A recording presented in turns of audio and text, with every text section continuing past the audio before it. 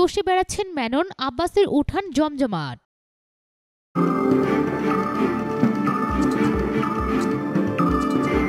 টানা ৩ বার সংসদ সদস্য নির্বাচিত হওয়ার আশায় ঢাকা ৮ আসনের বিভিন্ন এলাকা চষে বেড়াচ্ছেন মহাজোট মনোনীত নৌকা প্রতীকের প্রার্থী ওয়ার্কার্স পার্টির সভাপতি রাশেদ খান মেনন। প্রতিদিনই ভোটারদের দ্বারে দ্বারে ঘুরছেন এবং একাধিক পয়েন্টে নির্বাচনী গণসংযোগ চালাচ্ছেন ঢাকা ৮ আসন থেকে পরপর ২ বার নির্বাচিত এই সংসদ সদস্য।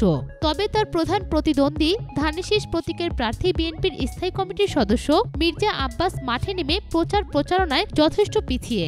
গত ১০ ডিসেম্বর প্রতীক বরাদ্দ পাওয়ার পর শনিবার পর্যন্ত বিএনপির এই প্রার্থী মাত্র ৩ দিন প্রকাশ্যে মাঠে নেমে গণসংযোগ চালিয়ে ভোটারদের কাছে ভোট প্রার্থনা করেছেন। মাঠে খুব একটা না নামলেও মির্জা আব্বাসের শাহজাহানপুরের বাসার উঠান কর্মী সমর্থকদের পদাচারণায় বেশ জমজমাট থাকছে।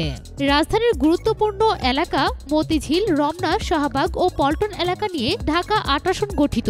১০ বছর ধরে এই আসনের সংসদ সদস্যের দায়িত্ব পালন করছেন ওয়ার্কার্স পার্টির সভাপতি রাশেদ খান মেনন। টানা ৩ বার সংসদ সদস্য নির্বাচিত হওয়ার আশায় অতীতের মতো এবারও মহাজোট থেকে প্রার্থী হওয়ায় মেনন গত ১০ ডিসেম্বর প্রতীক বরাদ্দ পাওয়ার পর প্রচারণায় নেমে পড়েন। প্রতীক বরাদ্দ পেয়ে ওই দিন বায়তুল মোকাররম এলাকায় গণসংযোগ চালিয়ে নির্বাচনী প্রচারণা শুরু করেন মেনন। গণসংযোগে ভোটারদের সঙ্গে কুশল বিনিময় করে নৌকায় ভোট চান। এরপর পল্টন কমিউনিটি সেন্টারে মতিঝিল, শাহজাহানপুর, শাহবাগ, রমনায় আওয়ামী লীগ আয়োজিত মতবিনিময় সভায় অংশ নেন এবং আওয়ামী মহিলা লীগের উদ্যোগে পুরনো রমনা থানার সামনে থেকে একটি মিছিল নিয়ে বেইলি রোড প্রদক্ষিণ করেন।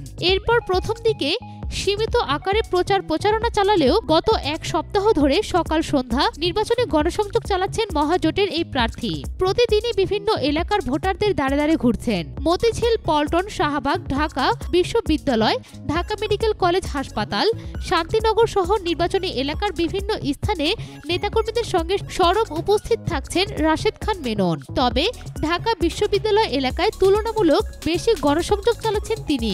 গত সপ্তাহে ১৬ ডিসেম্বর ঢাকা মেডিকেলস্থ নার্সিং কলেজে আলোচনা সভা, ১৭ ডিসেম্বর মেডিকেল কলেজ হাসপাতালে চিকিৎসক ও চিকিৎসা কর্মীদের সঙ্গে মতবিনিময় এবং ঢাকা বিশ্ববিদ্যালয়ের কলা অনুষদ ও বিজ্ঞান অনুষদের শিক্ষকদের সঙ্গে মতবিনিময়, ১৮ December Bangladesh bank, Sonali bank, Rupali bank, Agrani bank ও জনতা ব্যাংকের প্রধান কার্যালয় গণসংযোগ, ১৯ ডিসেম্বর বঙ্গবন্ধু শেখ মুজিব মেডিকেল বিশ্ববিদ্যালয়ের শিক্ষক, কর্মকর্তা কর্মচারীদের সঙ্গে মতবিনিময়, ২০ December Motijheel model school and college, Fakirapool Bazar, skyview park এবং খ্রিস্টান সম্প্রদায়ের সঙ্গে মতবিনিময় ও গণসংযোগ, ২১ ডিসেম্বর শান্তিনগর বাজারে গণসংযোগ করেন রাশেদ খান মেনন।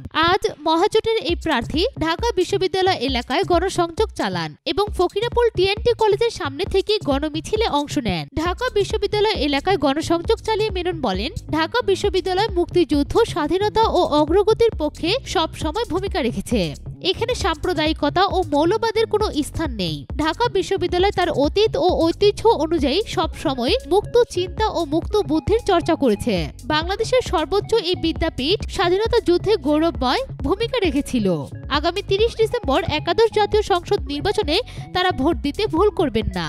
দেশের উন্নয়ন ও অগ্রগতির পক্ষেই তারা রায় দেবে।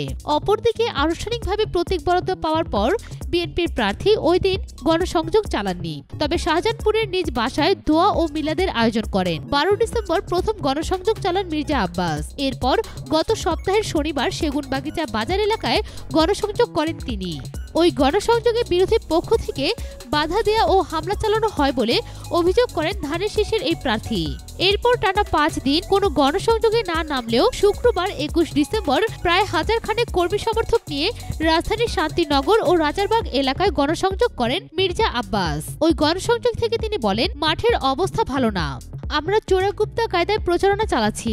আমার ৪০ বছরের রাজনীতি জীবনে এমন চিত্র দেখিনি। তিনি বলেন, প্রচারণায় বাধা ও হামলার বিষয়ে নির্বাচন কমিশনে অভিযোগ করা হলেও ইসির পক্ষ থেকে কোনো ব্যবস্থা নেওয়া হয়নি।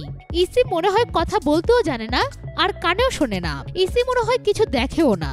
ইসি বলছে নির্বাচনের সব প্রচারণায় লেভেল প্লেইং ফিল্ড আছে। আমি তো আমার সারা জীবনে এমন নির্বাচন করিনি। ভোটারদের দাঁড়ে দাঁড়ে ঘুরে গণসংযোগে খুব একটা সক্রিয় না থাকলেও মির্জা আব্বাসের শাহজাহানপুরের বাসার উঠানে প্রতিদিনই শতাধিক কর্মী সমর্থকের উপস্থিতি হয়। চলে পারস্পরিক আলোচনা এবং ভোট নিয়ে বিভিন্ন কথাবার্তা। মূলত মির্জা আব্বাসের বাসার উঠানই তার একমাত্র নির্বাচনী প্রচার কেন্দ্রে পরিণত হয়েছে। অপরদিকে রাশেদ খান মেনন বিভিন্ন এলাকা চষে বেড়ালেও তার প্রধান নির্বাচনী প্রচার কেন্দ্র রয়েছে শান্তিনগরে। সকাল থেকে রাত অবধি এই কেন্দ্রটি কর্মী সমর্থকদের সরব উপস্থিতিতে থাকে জমজমাট। উৎস jagonews24.com। নির্বাচনের সব খবর সবার আগে পেতে ফিকি নিউজের সাথেই থাকুন। ধন্যবাদ।